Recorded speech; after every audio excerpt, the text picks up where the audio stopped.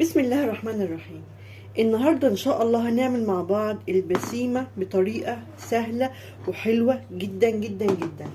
بجد يا جماعة ندمان وهيندم اللي مش هيجرب الطريقة بتاعتي ديت. طريقة سهلة جدا جدا وبسيطة، وفعلا بتطلع تحفة تحفة تحفة. كلنا بنتخانق عليها لما بتيجي في اي علبة حلويات، بنروح كده عند الراجل بيدينا حتى كده منها وبنتخانق عليها. فانا النهارده قلت ايه، هعملها لكم في البيت بطريقه سهله قوي قوي قوي وبسيطه، وفعلا بتبقى حلوه قوي. بصوا يا جماعه بقطعها قدامكم ازاي، جميله جميله ما شاء الله عليها، تحفه. ولو شميتوا ريحتها بقى يعني وهم كده، السمنه البلدي بتبقى عامله فيها ايه، اختراع. انا بقطعها قدامكم عشان تشوفوها من جوه عامله ازاي. نقول بسم الله الرحمن الرحيم ونطلع اول حته. وطلعت لكم حته بسيمه، بصوا يا جماعه عامله ازاي، بصوا جمالها، بصوا طريه زي من جوه فظيعه بجد، وطعمها رهيب رهيب رهيب. لو عايزين تعرفوا البسيمه بتتعمل ازاي، يلا خشوا اعملوا لي اشتراك ولايك في القناه ونتفرج بقى يلا على الفيديو بتاع البسيمه ديت. يلا بينا. مقادير النهارده زي ما انتم عارفين، انا دايما بجيب لكم المقادير البسيطه السهل قوي، وفعلا بتكون نتيجتها جميله قوي. اول حاجه عندي هنا للبسيمه اللي انا بعملها ايه، عندي كوبايتين جوز هند، كوبايتين جوز هند، نص كوبايه دقيق، كوبايه الا ربع لبن، نص كوبايه سمنه بلدي، نص كوبايه سكر، نص كوبايه سميد. عندي هنا شويه مكسرات، انا كان عندي حبه لوز كسرتهم كده، وعندي بيكنج باودر وفانيليا. كل اللي هعمله هعمل ايه كده، هجيب الطبق بتاعي هحط فيه ايه، الدقيق. يلا كده يا عسولة خشي اعملي لي الاشتراك واللايك على الفيديو دوت. حطيت نص كوبايه الدقيق ونص كوبايه السميد ونص كوبايه السكر، كل حاجه في مصاص كده. مقاديرها سهل قوي يا جماعه، فعلا سهل قوي. ماشي، هقلبهم حلو قوي مع بعض، هقلبهم حلو كده مع بعض. بصوا مفيش حاجه خالص يعني، خلاص كده. واقوم عامله ايه، هحط السمنه، احط نص كوبايه السمنه عليهم.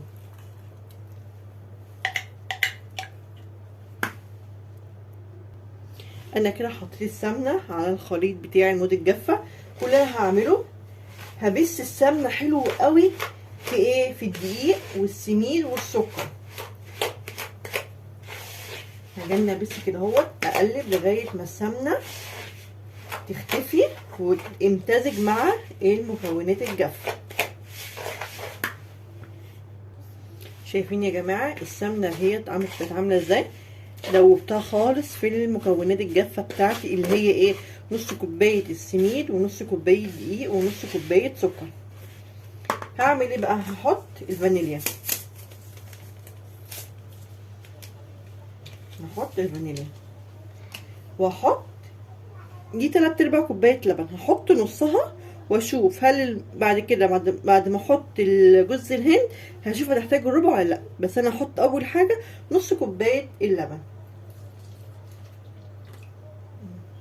سبت ربع كوبايه كده. بصوا هقلب الخليط، بصوا شايفين عامل ازاي، الخليط هيسيل خالص اهو.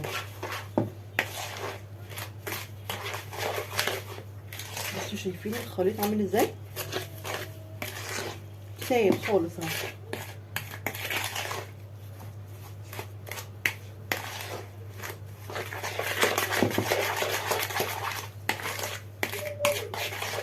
هعمل ايه بقى، هقوم حاطه كوبايتين الجوز كلهم مره واحده،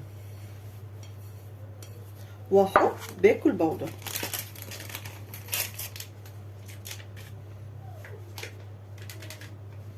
وهقلب الخليط وهشوف بقى هل هو محتاج ربع كوبايه اللبن التانية ولا لا.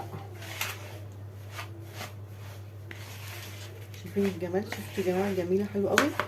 طبعا كلنا بنحب البسيمه ديت، مفيش حد فينا ما بيحبهاش. كلنا لما بنروح نجيب طبق حلويات بنتخانق على الحته اللي محطوطه فيها دي. فنخلي نفسنا في حاجه يعني ما نعملها بمقادير سهله. بكوبايتين جوز هند هتعملي صينيه ما شاء الله عليها كبيره حلوه يعني.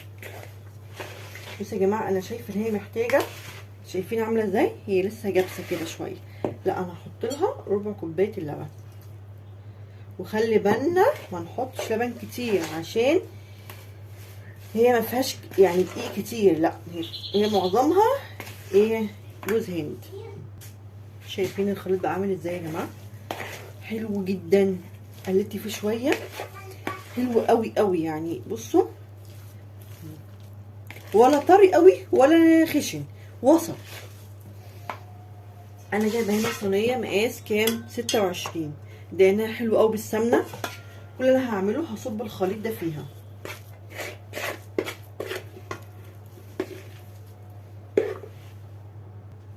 انا صبيت كده الخليط في الصينيه بتاعتي. طبعا لو عملت بايدي هتبوظ، فانا جايبه طبق فيه نقطه ميه. هفرد ازاي بقى الخليط دوت. بصوا يا جماعه، انا بحط ايدي في الميه واقوم ايه عامله كده.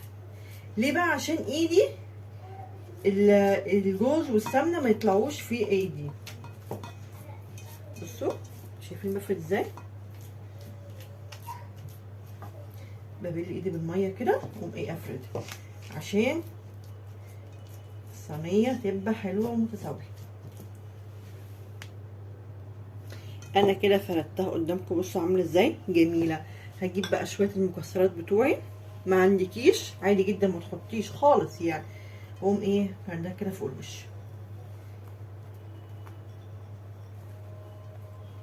بس هي بتدي شكل جميل مش اكتر يعني. اهي قوم بس ايه متدخلاها جوه كده وبططاها بس كده. شايفين اهي؟ شايفين؟ بصوا يا جماعه شكلها تحفه وبجد ريحتها انا لو مهما اوصف لكم جمالها والله العظيم ما تعرفوا الا لما تجربوها. فيا ريت يعني تجربوها.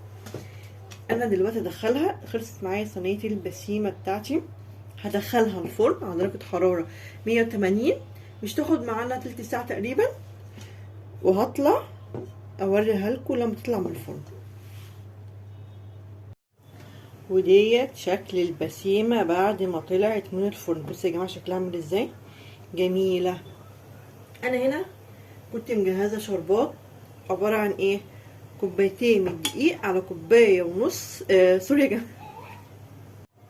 ورجعت لكم. دي كانت شكل البسيمه بعد ما طلعت معايا من الفرن. بصوا يا جماعه شكلها عامل ازاي جميله جدا جدا وريحتها تحفه تحفه تحفه بمعنى الكلمه يعني.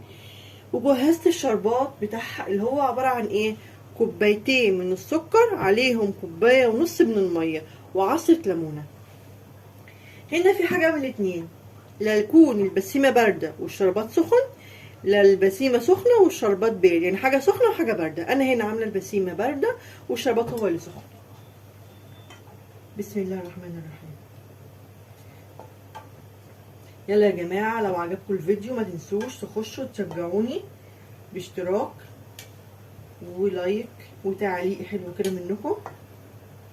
فعلا فعلا محتاجه دعمكم ليا يعني. انا فعلا بفرح قوي قوي بكل واحد بيخش يعمل لي اشتراك ولايك اهوت. هي بتاخد المقدار كله يعني، هي بتاخد مقدار كوبايتين السكر كلها. بس يا جماعه شايفين؟ هجني بس اوزع شربات حلو كده فيها. ودي كده شكل البسيمه بتاعتي بعد ما شربت الشربات. وبقى بصوا يا جماعه شكلها عامل ازاي تحفه. بصوا جميله جميله جميله جميله. لو عجبكم الفيديو بقى ما تنسوش تدعموني بلايك واشتراك في القناه. والسلام عليكم ورحمه الله وبركاته.